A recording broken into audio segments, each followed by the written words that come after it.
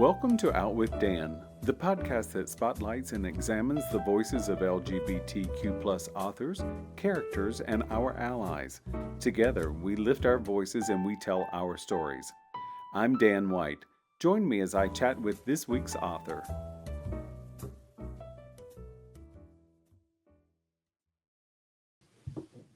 Hello and welcome back to Out with Dan. Today I'm excited to be talking with Chana Porter about The Thick and the Lean. Welcome, Chana. Hi, Dan. So happy to be here. Thank you. I'm happy to have you. This book is, it was my first speculative fiction book, so I'll go on and put that out there. So I loved it. It was something so very different for me. And it's a way to share ideas without it being sort of a self-help book. Is that the way you look at it? Oh, yeah. I mean, I think that speculative novels have real like social and political power because it's a kind of tricky, fun, sometimes cheeky way to think about and talk about our current reality.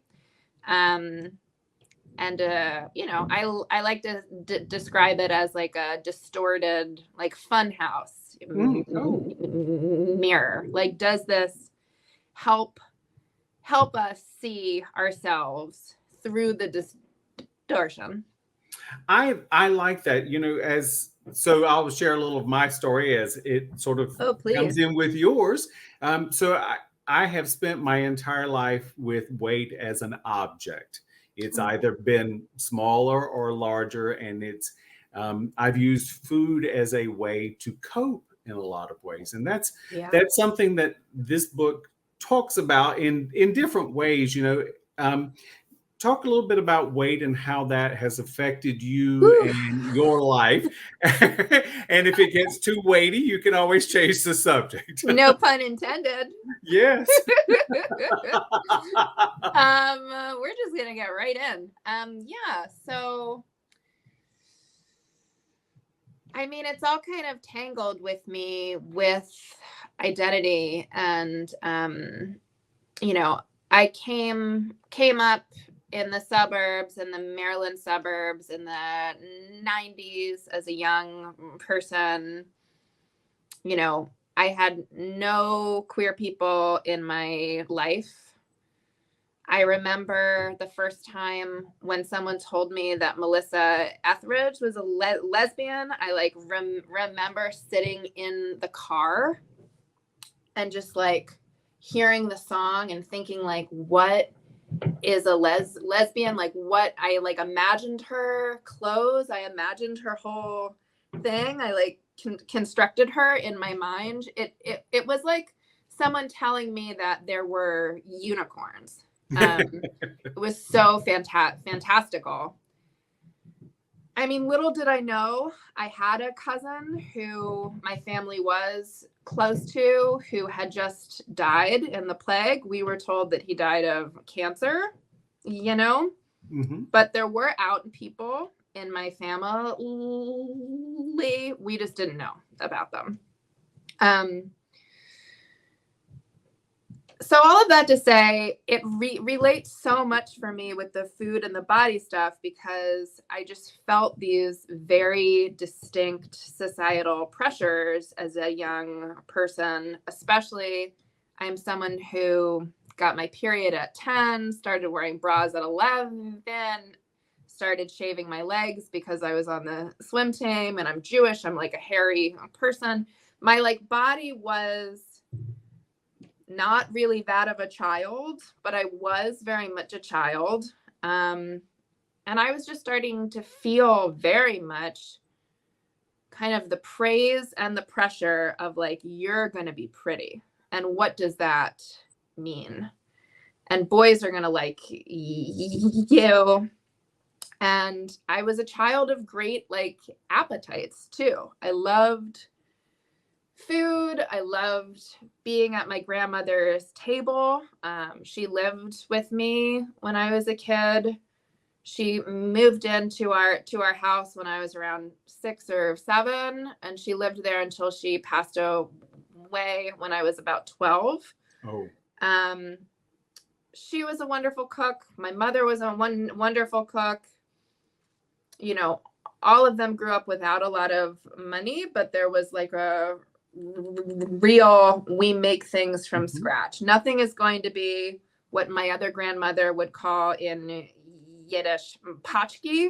Like, it's not going to be complicated. Okay. But it will be made from scratch. So I grew up in this wonderful, very rich food tradition on both sides. And yet, and there's this like particular Jewish thing of like, they want you to like it, but you're not supposed to gain. And I was, you know, I was 12 and like as tall as I am now, which is only 5'3", but I was a giant in middle school.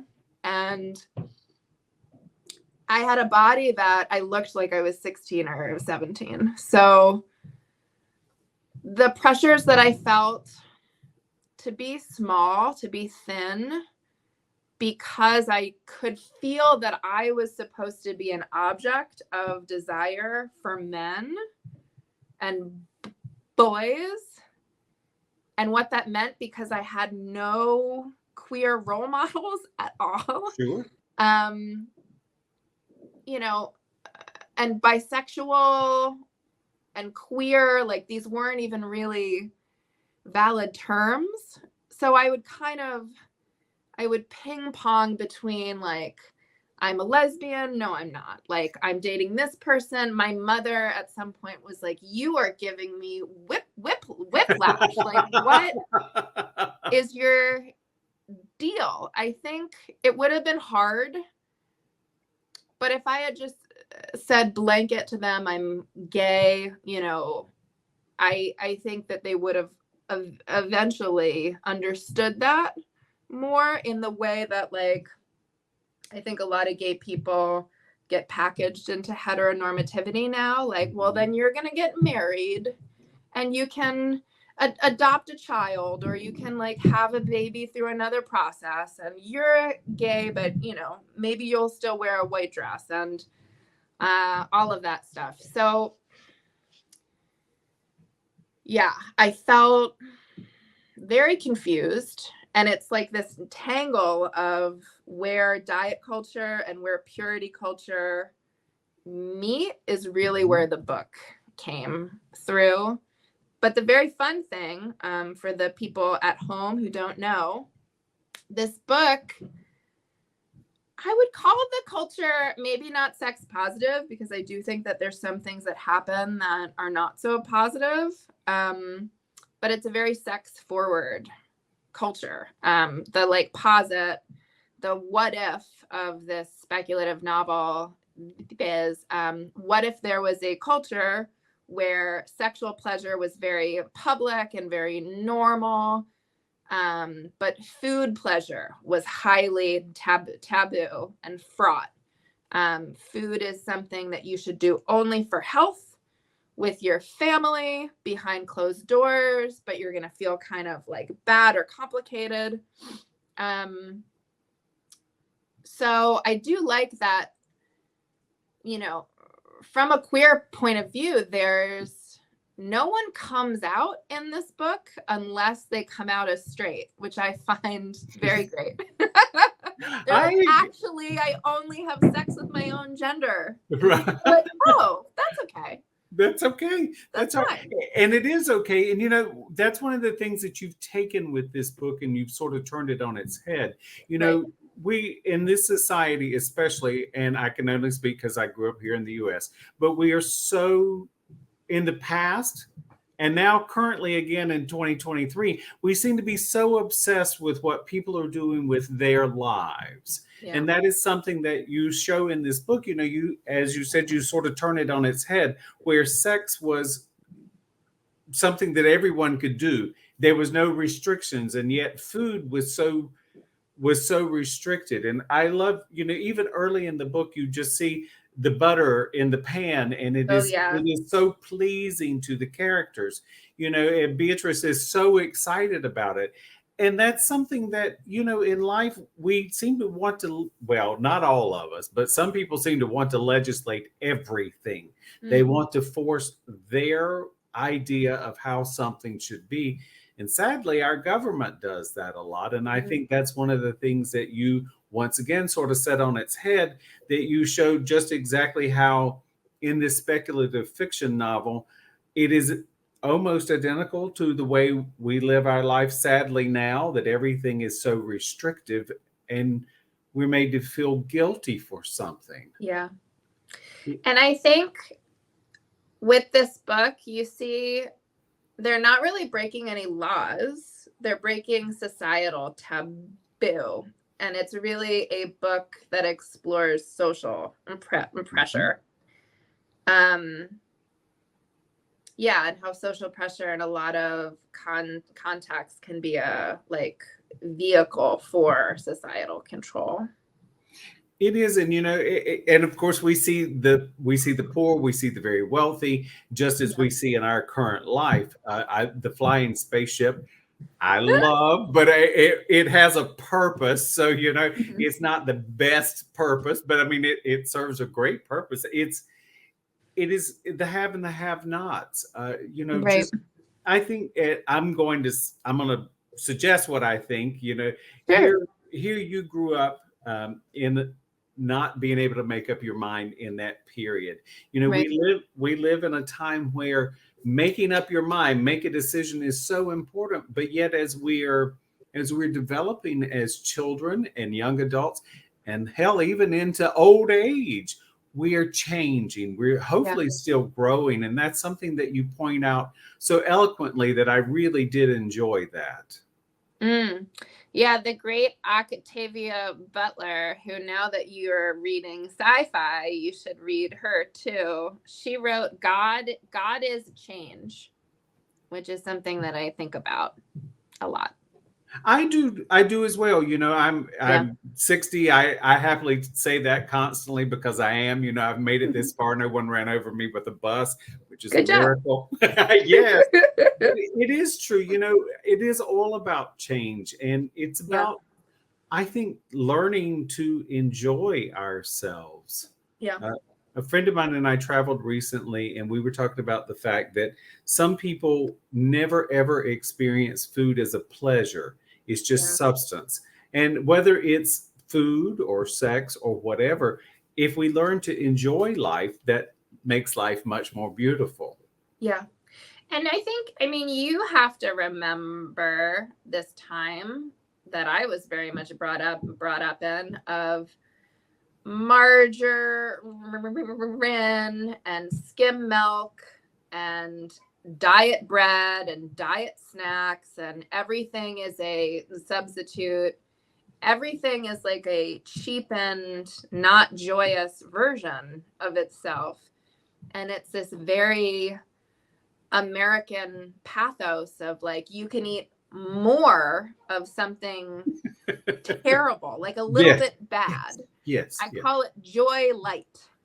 I like that. I just was lucky enough to go to Paris, and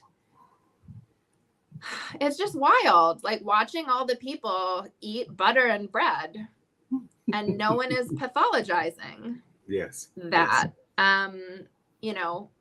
And they also don't have the same struggles that we do in terms of public health. They have other public health stuff. Everybody smokes. But in terms of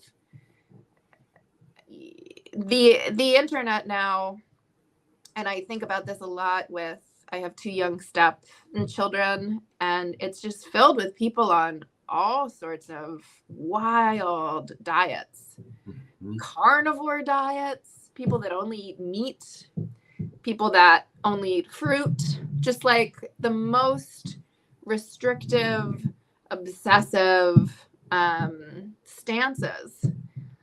And this book, I really think, in its humble little way, is really about pleasure as a revolutionary act. We should be allowed to enjoy the bounty of this planet with ourselves, with our communities, without feeling this like crippling shame.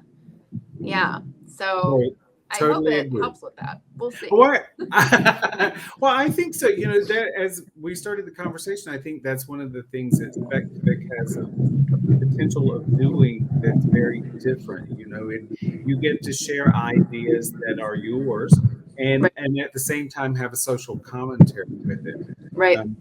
So you work on something. Is it called the Octavia Project? Is that right? Yeah. What is that? So, I helped start this summer institute called the Octavia Project, inspired by Octavia Butler. The Octavia Project is a free summer program. We have 2 now. We have one that's for high schoolers, and then we have one that's for middle schoolers. But it's essentially a like writing, art, and technology program. Nice. That's all through the lens of sci-fi. So nice. It takes this concept of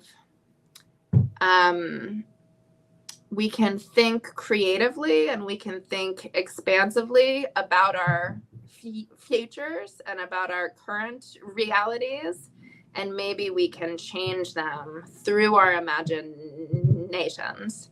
But it's like a very fun way for Brooklyn. I started this when I lived in Brooklyn. Okay. Brooklyn teenage girls, trans, and non-binary youth to learn all kinds of subjects that are sometimes labeled as like intimidating. So a teen in our summer program might start writing a sci-fi story, and then a like real life Brooklyn city planner will come and give a talk, and they'll show them how to create like a city charter, or how to like think about architectural design, how to do some 3D models.